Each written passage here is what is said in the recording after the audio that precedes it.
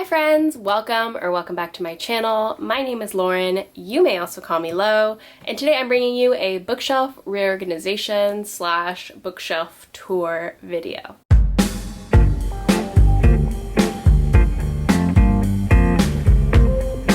So as you can tell, I am sitting in front of empty bookshelves. Sean and I just moved to a brand new house and our office is mostly set up at this point. So it's time to put the books on the shelves, and I thought I would take you with me for this journey. I'm sure it's going to take an absolute eternity to get it exactly how I want it, but I love watching these videos and I hope you enjoy it. So without further ado, let's get on into it. All right, friends, this is the office. I figured I'd do like a little tour before we get started. So when you walk into the office, there's the keyboard, obviously. I think I might end up putting some books up on the shelf, but I don't know yet. It might be like a TBR pile or something like that.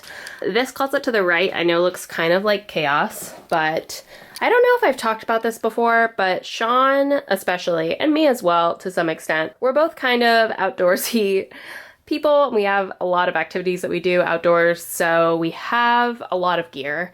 And we decided to dedicate our office closet to gear. So while this does look a little bit chaotic, it's actually super organized, probably the most organized it's ever been. And I don't think it looks bad, so I'm pretty happy with this. I may put some curtains up just because it's not the most attractive thing, even though it is organized. We'll see, but this is a corner of the office that you will probably never see again, so enjoy. This obviously, I'm really happy with the way that this looks.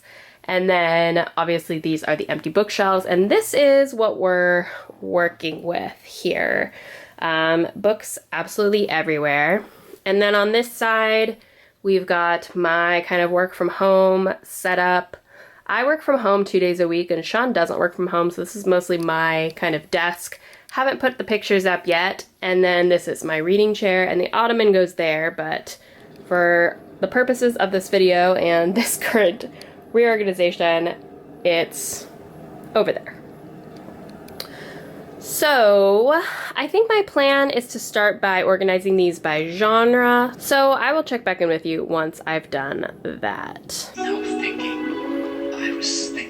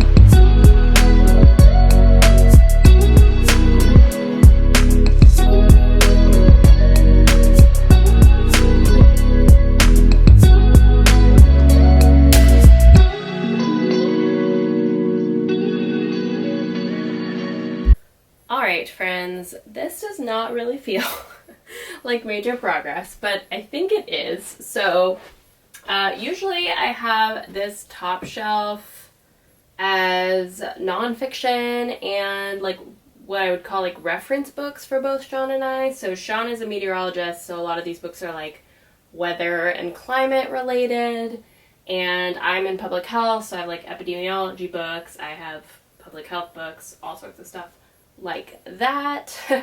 And then I'm also going to put nonfiction of any kind up there. So that's kind of all of this. This is overflow fantasy. All of this is fantasy. And then we've got sci-fi, classics, and just kind of like non-speculative fiction, like historical fiction, literary fiction, contemporaries, that kind of thing. Over here we have horror. I'm hoping to get all of my unread books onto this side. This was more just for categorizing purposes. This is thrillers and mysteries. This is fantasy series that I've started and fantasy series that I've finished. And then we've got sci-fi, similar books that I've read and series that I've started. This is all just favorites, mostly like non-fantasy, non-sci-fi. This book was a gift, so I'm keeping it. And down here, I don't know if you can see, but this is a pile of books to unhaul. So this side's going to be books that I haven't read. This side's going to be books that I have read or series that I've started. So there will be some like sequels that I haven't read on this shelf. But my plan now is to try to figure out how to organize this. I like the look of organizing books by height. So I think within each genre, I will organize the books by height. So I'm going to start with this top shelf, which is like the reference books. And then I think I'll move into fantasy and sci-fi. And then I think at the bottom, there will be the books that are like non-magical, so to speak. I just have fewer of those. And then I will start to work on this side after that. So that is my current plan. We will see how it goes.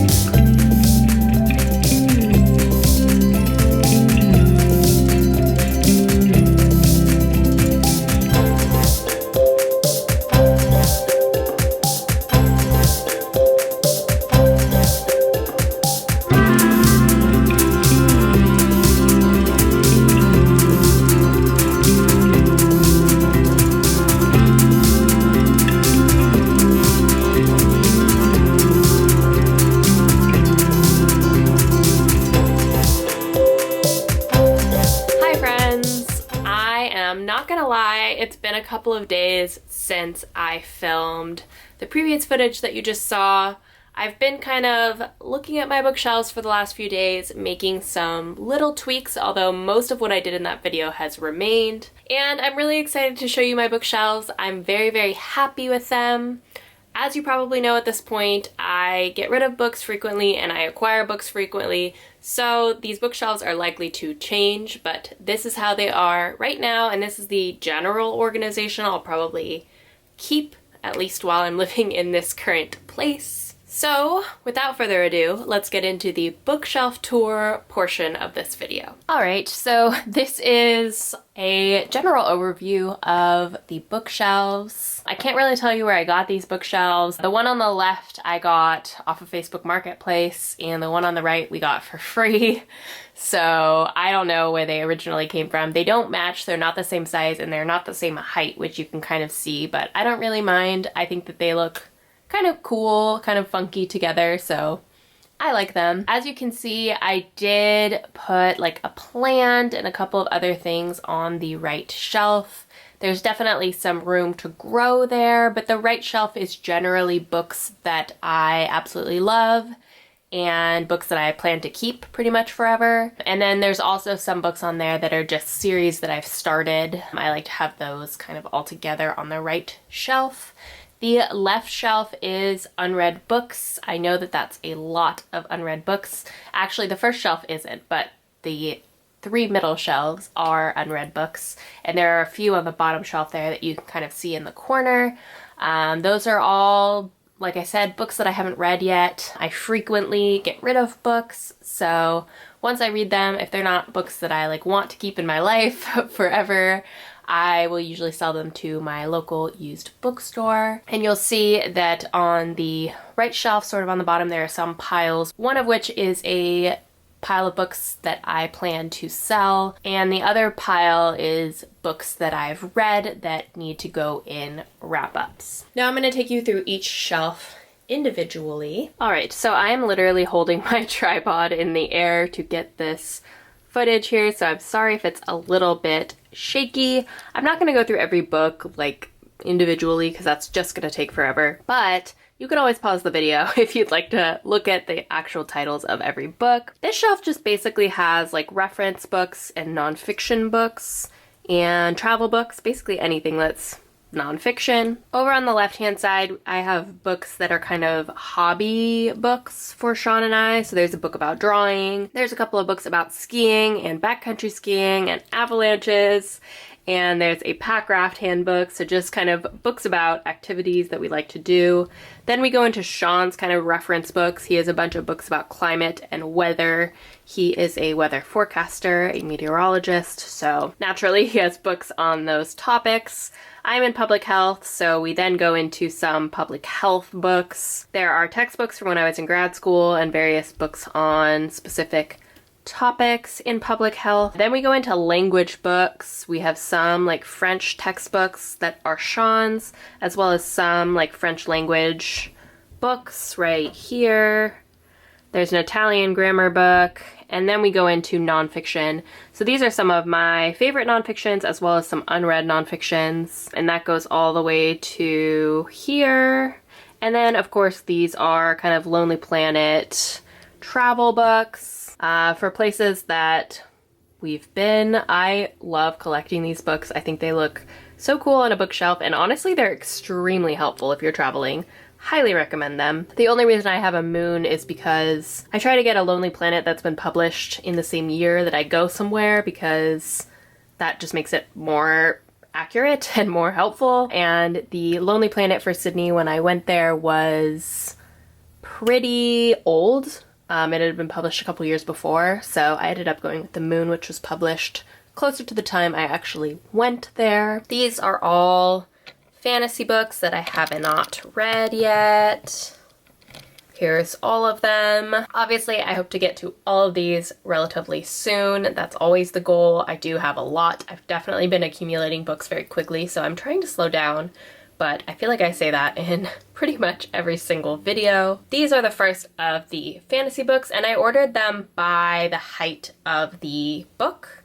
I always like the way that looks. I think it looks really clean and really pretty. This is quite a challenge with the tripod, so sorry for the weird angles that you're probably getting, but I'm panning down to the next shelf. This is more fantasy. Pretty much this whole row is fantasy. Again, unread. And then these over here are sci-fi books. That's all of my unread sci-fi books. I like the way they fit there, and sci-fi following fantasy makes sense in my brain, so that is how it is. Again, these are all books that I hope to get to soon, obviously. All right, so this is the next shelf down. On the left side, right here, we've got horror books, and then these are mysteries and thrillers. The mysteries and thrillers actually continue all the way to here, and then these are classics at the top and some historical fiction at the bottom.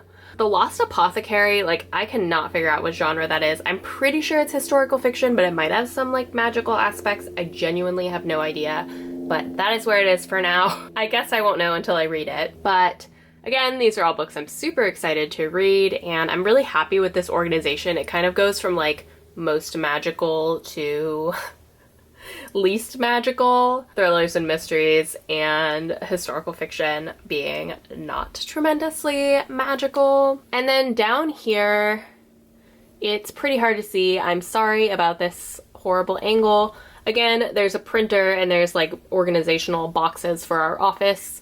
But down here, I also put romances and contemporaries that I haven't read yet. I don't have a lot. As you can tell, I'm by and large a fantasy reader, although I do read all over the place. I tend to love fantasy books more, and I tend to acquire fantasy books more.